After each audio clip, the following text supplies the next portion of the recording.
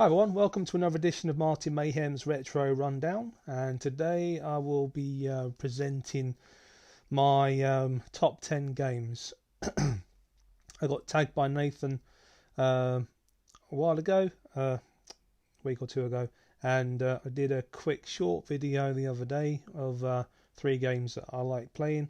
This list is basically a list of games that I could just pick up, go back to any time and enjoy playing, because I really enjoyed playing them, still enjoy playing them, and hopefully will continue to enjoy playing them. They bring about a sense of elation in some circumstances, or sometimes thought-provoking frustration for some games, working out what to do, and some games are in there for different reasons.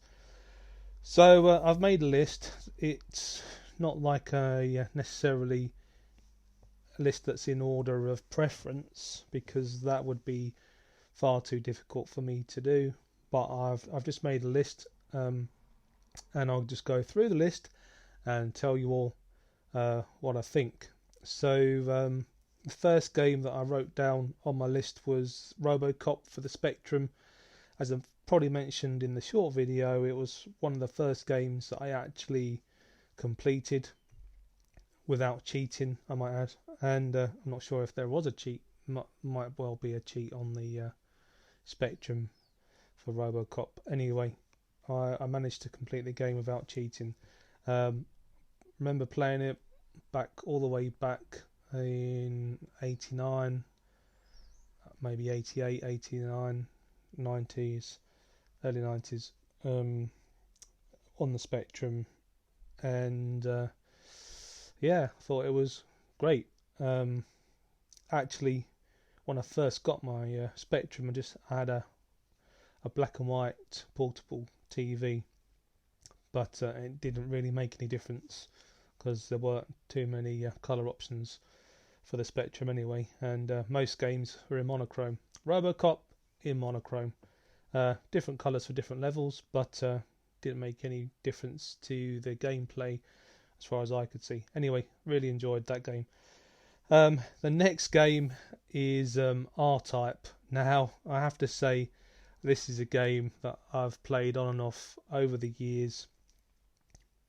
I played it on the Spectrum, probably played it on the arcades, played it on the Commodore Amiga, but for me, my favourite version of the game is, apart from the arcade version, is the PC Engine version, because it's pretty accurate for arcade. As I probably, excuse me, I'm just going to have a sip of tea in my Mary Poppins cup. Actually, yeah, there's a Guardians of the Galaxy reference there, if anyone is sharp enough to spot it. Yeah, I'm Mary Poppins, y'all. Where was I? PC Engine, R-Type, definitive version of the game for me, apart from the arcade version. I do actually have the version on the Switch as well, and that's pretty good. That's got the original arcade version and an upgraded, graphically upgraded and sound version as well. So on the PC Engine, it was 2 HU cards, and for the TurboGrafx, 1 HU card. I just have R-Type Part 1 for the PC Engine, but I've got the full version for the PC Engine on the PC Engine Mini. Wonderful. The next one is I don't know why it makes me laugh, but Outrun on the arcade. I remember playing it at a zoo not too far away. They had like a small arcade section there. I remember going around the zoo, and then at the end going to the car park, seeing the arcade, this like hut basically with arcade machines in it. me and my brother went in, and we were like, "What's Outrun?" Don't know. Car racing game. Okay, so we put some money in. I had to go. Probably did really badly, but my mind was absolutely blown away by the whole experience of all those hydraulics, a moving arcade machine, feedback on the steering wheel, the music, just like that was a completely mind-blowing experience for me when I was about 11 or 12 or something, and then I just had to get the game. I eventually got it for the Spectrum, and while it's not a bad port, it's not the arcade version. But the arcade, the version available for the Nintendo Switch of Outrun is pretty awesome, and if you can carry Outrun around with you and R-Type around with you in your pocket, absolute joy as far as I'm concerned. Next one on my list is Red Dead Redemption 2. I like the story game. Brilliant storytelling. I actually really like the first. I like Red Dead Redemption as well. I played that on the Xbox 360. Played that all the way through as well. Didn't really play the online version of that, and I do often play the online version of Red Dead Redemption 2, and that is a grand experience. Yeah, I think I much prefer Red Dead Redemption over Grand Theft Auto.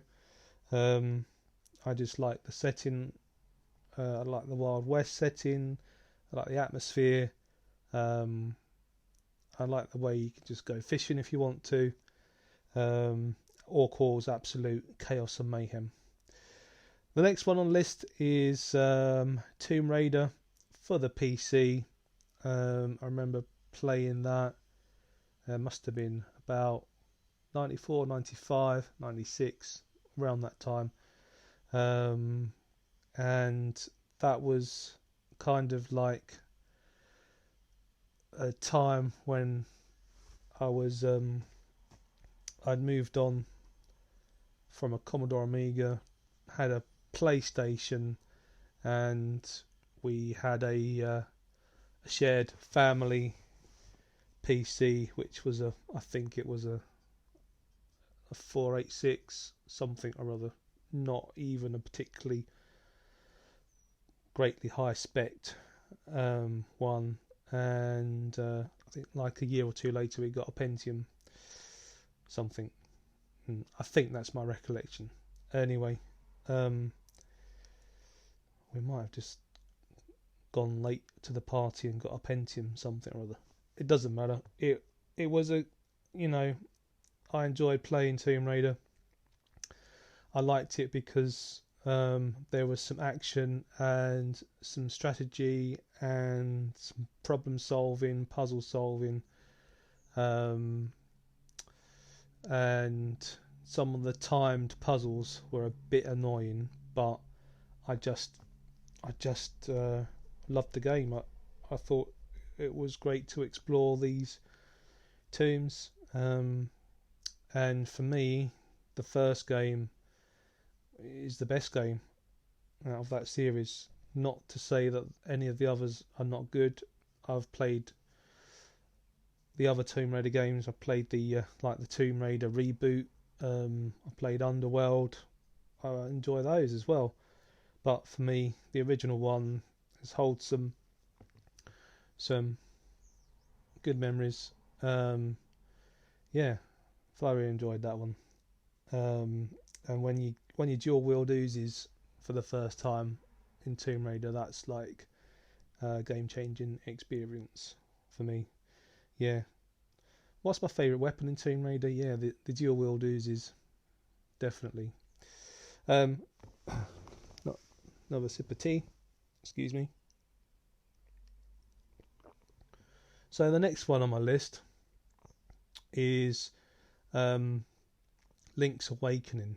Now I do like the Legend of Zelda games, but for me, Link's Awakening on the Game Boy is just my favourite game. Yeah, I know it's a bit odd. I know that all the other games probably graphically, any of the other games are probably graphically slightly better, but I just think Link's Awakening for me is like a game that you can carry around with you, go back to. I do like Link to the Past, don't get me wrong, and the thing about Zelda games for me is that what I normally do is play them for a bit, get to a point, and then play something else, and then when I try and go back to it, I just can't remember what I was supposed to do. With Link's Awakening, though, I know what the outcome is if I complete it. So for me, I think I've got 5 or 6 of the instruments. I'm probably going to get a few more, but I'm reluctant to finish that game because I know that what the ending will be, and I'd rather just imagine Link happily whiling away his days on a nice little island that's not too dangerous. Anyway, enough of that. Next is another Game Boy game, and it's Tetris for the Game Boy, and I've probably wasted a lot of time playing Tetris. It's and the Game Boy version for me is my favourite version. I've played other versions, but I don't like all the colour. Don't want to be distracted with all that colour, all the thrills and spills of fancy music. No, you can keep that. I'll just play Tetris on the Game Boy with Music A and just crack on. Excuse me. More tea. And what I normally do is if, for example, I'm on a train journey, I'll take that with me, start on level 5 and just work my way through and see how far I can get. Yeah. Next game, Borderlands.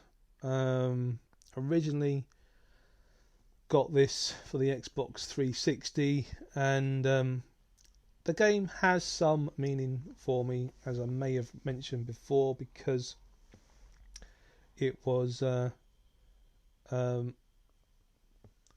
dad. That was the last game or present my dad bought me before he. My last Christmas present he bought me before he died, back in 2013. So I got that Christmas 2012. Obviously, I'd played the game before, around mates' houses and stuff. But he got me Borderlands Game of the Year edition with all the DLC for Christmas, and really enjoyed it. That's another game that I don't know why, but I've got the original game that I was playing at the time, and I'm just might be ready to go back to it soon. Not ready to carry on playing it. I stopped playing it round about when Dad died, and then I've played it subsequently, but use a different character. It's complicated, as with all these things. But one day I will go back with that save game state on the Xbox 360 and finish off that game.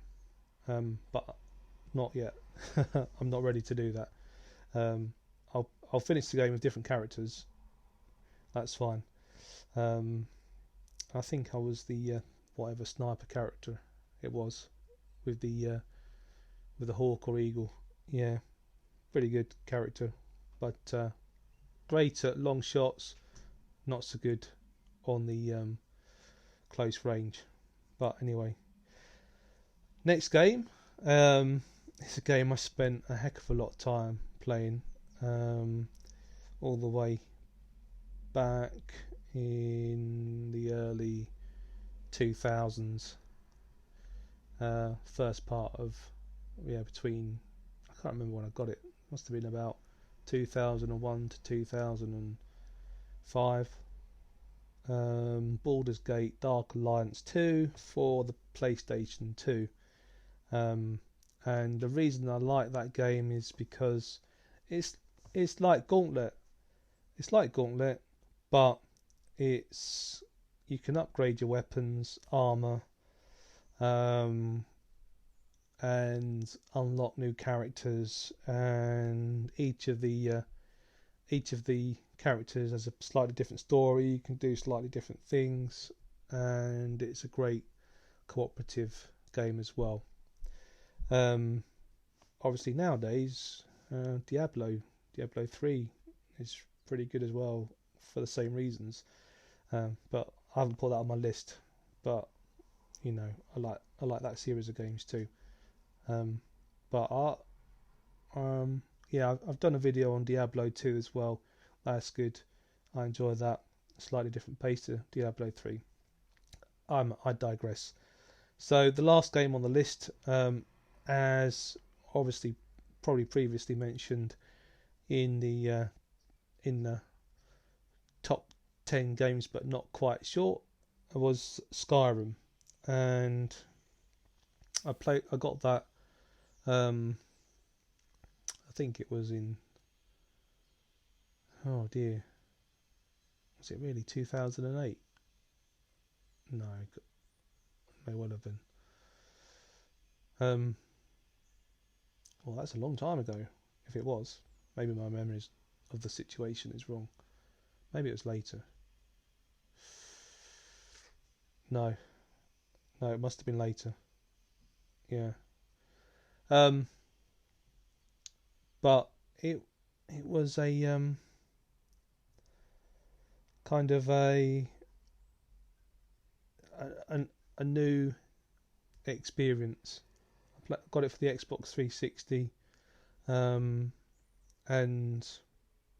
like on my first playthrough, obviously I tried not to look anything up on the internet.